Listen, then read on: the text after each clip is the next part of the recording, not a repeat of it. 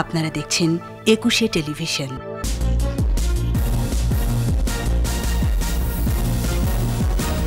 জলবায়ু অভিঘাত মোকাবেলায় উন্নত বিশ্বকে অর্থের যোগান দিতে হবে বললেন প্রধানমন্ত্রী। কার্বন মুক্ত পৃথিবী করার তাগিদ। ভাস্কর্য বিরোধী ষড়যন্ত্রের অভিযোগে খালেদা তারেক সহ ৬ জনের বিরুদ্ধে মামলার আবেদন ও তাদের বিচার দাবিতে বিক্ষোভ। ভাস্কর্য নিয়ে মুখে কুলুপ বিএনপির, বর্ণচোরা রাজনীতি জাতির কাছে স্পষ্ট বললেন ওবায়দুল কাদের।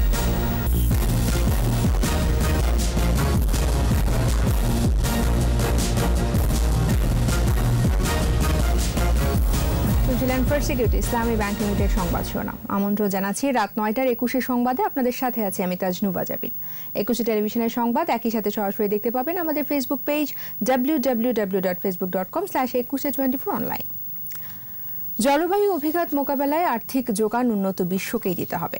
থিম্পুতে অ্যাম্বিশন সামিটে ভার্চুয়ালি যুক্ত হয়ে প্যারিস চুক্তির উদ্ধৃতি দিয়ে আবারও এ দাবি তুললেন প্রধানমন্ত্রী শেখ হাসিনা। বলেছেন, কার্বন মুক্ত পৃথিবী করতে এখনই শক্তিশালী, গতিশীল ও দ্রুত কর্ম পরিকল্পনা বাস্তবায়ন করতে হবে। আকবর হোসেন সুমনের রিপোর্ট। ভুটানের থিম্পুতে United Nations Framework Convention on Climate Change UNFCCCর স্বল্পোন্নত দেশ LDC গ্রুপের অ্যাম্বিশন সামিট। এতে ভার্চুয়ালি যুক্ত হয়ে প্যারিস চুক্তি কার্যকরে সবুজ অর্থনীতি পুনরুদ্ধার ও ক্ষতিগ্রস্ত স্বল্পোন্নত দেশগুলোর একত্রিত পদক্ষেপ বিষয়ে মূল প্রবন্ধ উপস্থাপন করেন প্রধানমন্ত্রী শেখ হাসিনা। প্যারিস চুক্তি অনুযায়ী বিশ্ব তাপমাত্রা ১.৫ ডিগ্রি সেলসিয়াসের মধ্যে রাখার চেষ্টা অপর্যাপ্ত ছিল বলে উল্লেখ করেন প্রধানমন্ত্রী। South Asia is the most vulnerable region to climate induced natural disasters.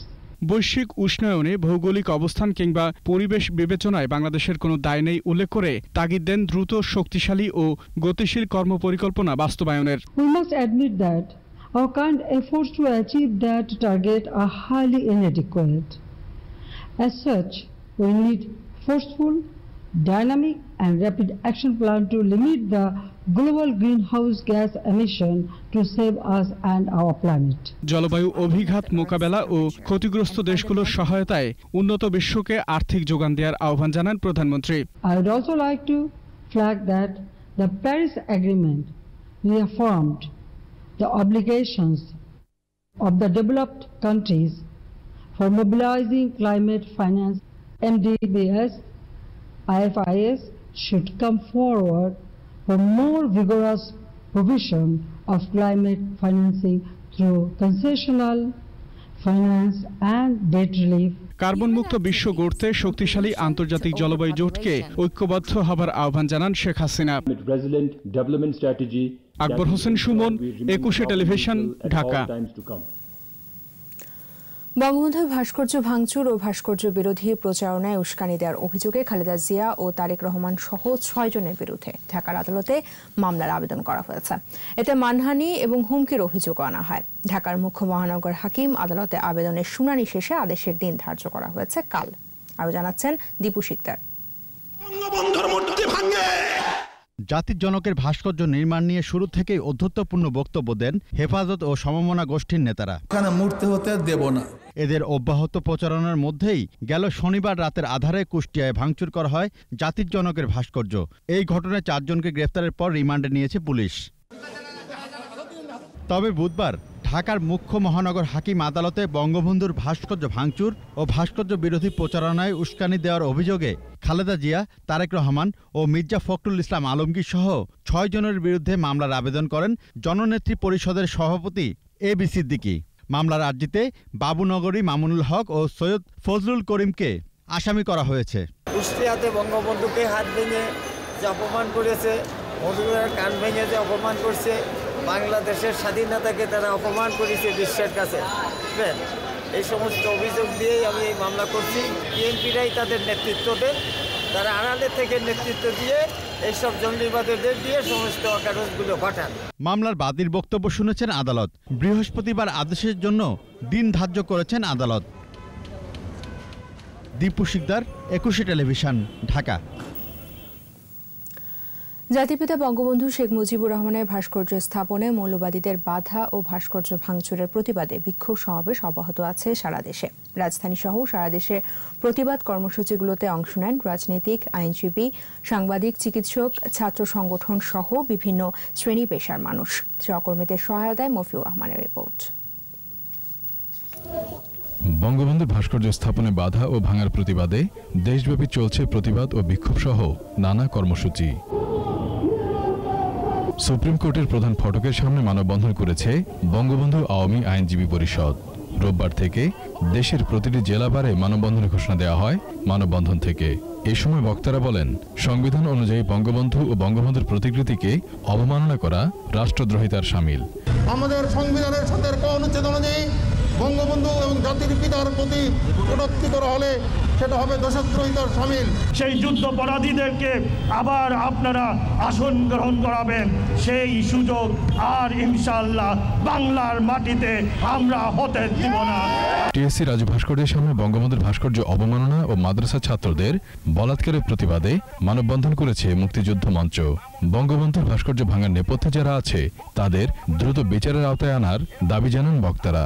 বঙ্গবন্ধুকে নিয়ে কটূক্তি করার দৃষ্টান্তমূলক শাস্তি চাই। দ্রুত গ্রেফতার করে আইনের আওতায় এনে দৃষ্টান্তমূলক শাস্তি দেওয়ার জন্য আমরা সরকারের কাছে আহ্বান জানাচ্ছি। জাতীয় জাদুঘরের সামনে প্রতিবাদ সমাবেশ করে বঙ্গবন্ধু শেখ মুজিব মেডিকেল বিশ্ববিদ্যালয়ের শিক্ষক, শিক্ষার্থী ও কর্মীরা। এতে বিশ্ববিদ্যালয়ের উপাচার্য বলেন, বঙ্গবন্ধুর ভাস্কর্যের উপর আঘাত স্বাধীনতার চেতনার উপরই আঘাত। ভাস্কর্যটা ভাঙার মানে হলো দেশের স্বাধীনতাকে তারা স্বীকার করে না। বঙ্গবন্ধুর ভাস্কর্য ভাঙার প্রতিবাদে ফুঁসে উঠেছে গণমাধ্যম কর্মীরা। জাতীয় প্রেস ক্লাবের সামনে মুক্তিযুদ্ধ ও বঙ্গবন্ধু অধ্যয়ন কেন্দ্র ও মৌলবাদ বিরোধী সাংবাদিক সমাজের উদ্যোগে আয়োজিত প্রতিবাদী মানববন্ধনে বক্তারা বলেন, বঙ্গবন্ধুর ভাস্কর্যে আঘাত হেনে সারা দেশে ত্রাস সৃষ্টির পায়তারা চলছে। যে বঙ্গবন্ধুর ভাস্কর্যের উপর আক্রমণ হচ্ছে রাষ্ট্রের উপর মূলত আক্রমণ। মানববন্ধন করেছে দিনাজপুর জেলা আওয়ামী লীগ। জড়িতদের দৃষ্টান্তমূলক শাস্তির দাবি জানানো হয় এই কর্মসূচিতে।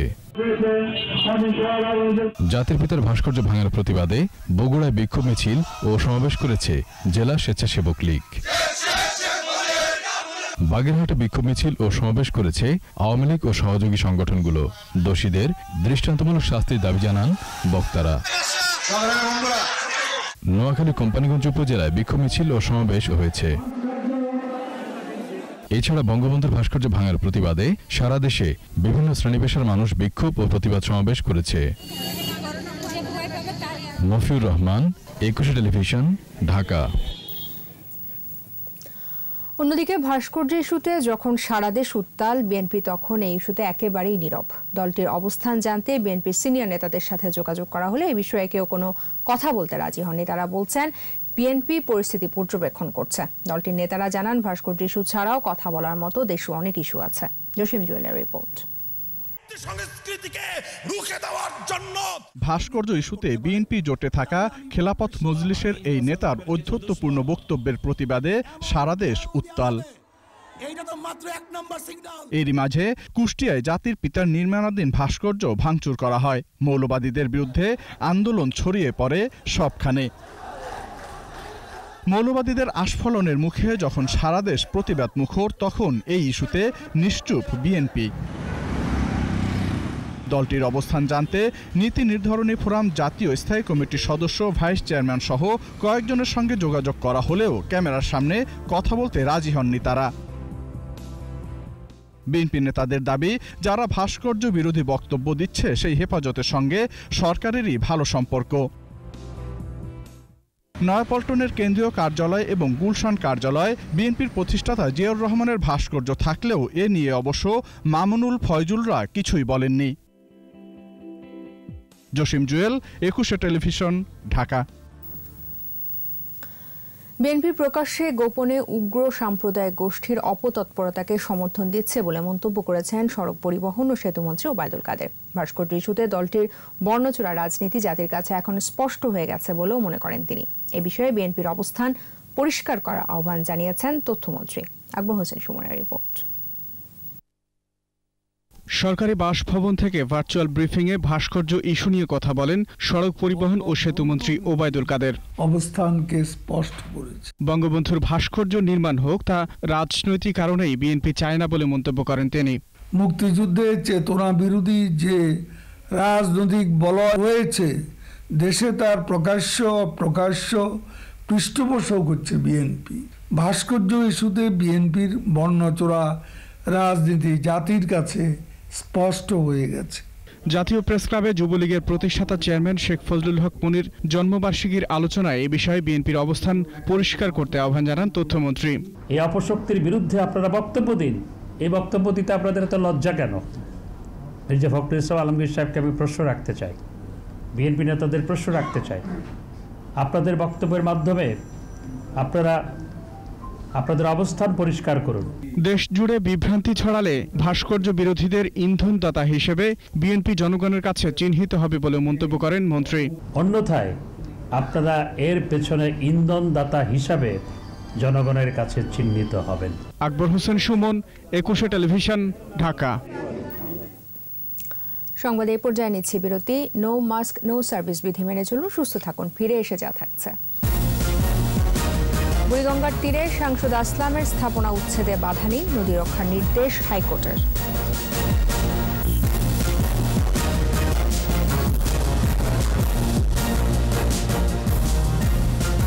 আবার আমন্ত্রণ, আপনারা দেখছেন রাত 9টার 21 সংবাদ। নদী দখল করে গড়ে তোলা এমপি আসলামের ইকোনমিক জোন ও পাওয়ার প্ল্যান্ট উচ্ছেদে বাধা নেই বলে রায় দিয়েছেন হাইকোর্ট। বিচারপতি আশফাকুল ইসলাম ও বিচারপতি মোহাম্মদ আলীর দ্বৈত বেঞ্চ উচ্ছেদের বিরুদ্ধে করা রিটটি খারিজ করে এই রায় দেন। নদীকে যে কোনোভাবে রক্ষা করতে হবে বলে রায়ে উল্লেখ করেন আদালত। বিস্তারিত শাকির আরশু রিপোর্টে। বুড়িগঙ্গা ও তুরাগের প্রায় 20 একর জায়গা দখল করে পাওয়ার প্ল্যান্ট ও ইকোনমিক জোন নির্মাণ করছেন ঢাকা 14 আসনের এমপি আসলাম। নদী রক্ষা কমিশনের চূড়ান্ত প্রতিবেদনে বলা হয়, নদীর প্লাবনভূমির শ্রেণী পরিবর্তন করে মাইশা গ্রুপ ও আরিশা ইকোনমিক জোনের কার্যক্রম প্রাকৃতিক জলাধার আইন 2000-এর 5 ধারার সুস্পষ্ট লঙ্ঘন। সিএস রেকর্ড অনুসারে নদীর জায়গার সীমানা নির্ধারণ করা হয়েছে।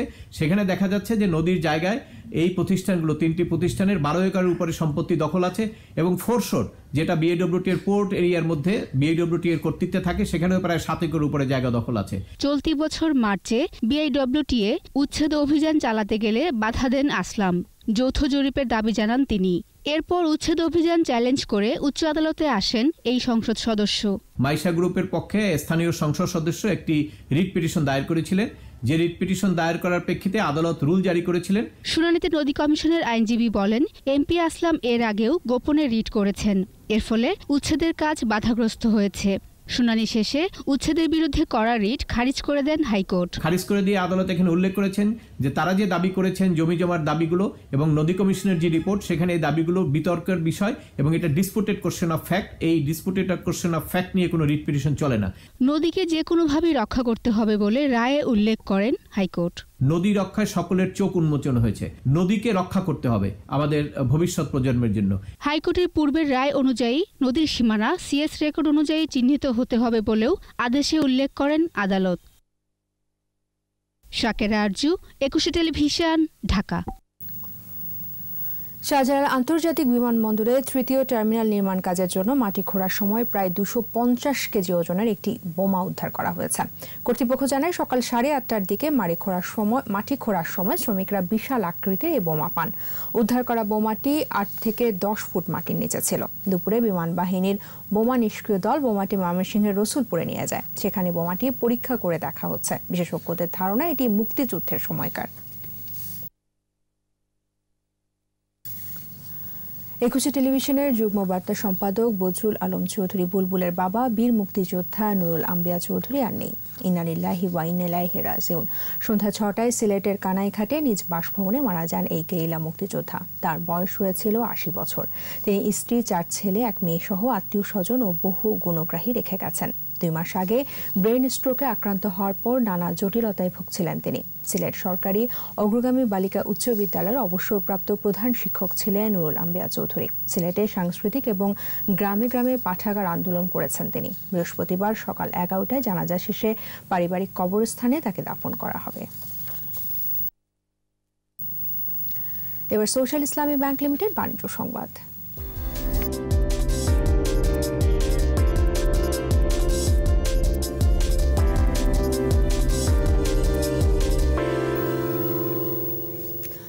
ফিনল্যান্ডের বাজারে বাংলাদেশি পণ্যে কোটা মুক্ত থাকলেও বাণিজ্য ঘাটতি অনেক বেশি। এই জন্য ফিনল্যান্ড থেকে আমদানি করা পণ্য বাংলাদেশে প্রস্তুত করার তাগিদ দিয়েছে ব্যবসায়ীদের শীর্ষ সংগঠন এফবিসিসিআই।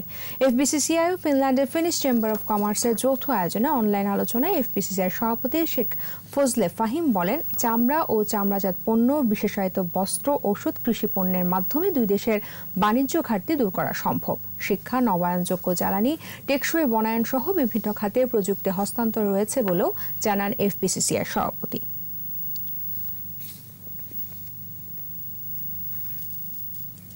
সংবাদে আবারও বিরতি। নো মাস্ক নো সার্ভিস বিধি মেনে চলুন, সুস্থ থাকুন। ফিরে এসে থাকছে বঙ্গবন্ধু টি-20তে কাল ঢাকার প্রতিপক্ষ খুলনা, বরিশাল লড়বে চট্টগ্রামের বিপক্ষে।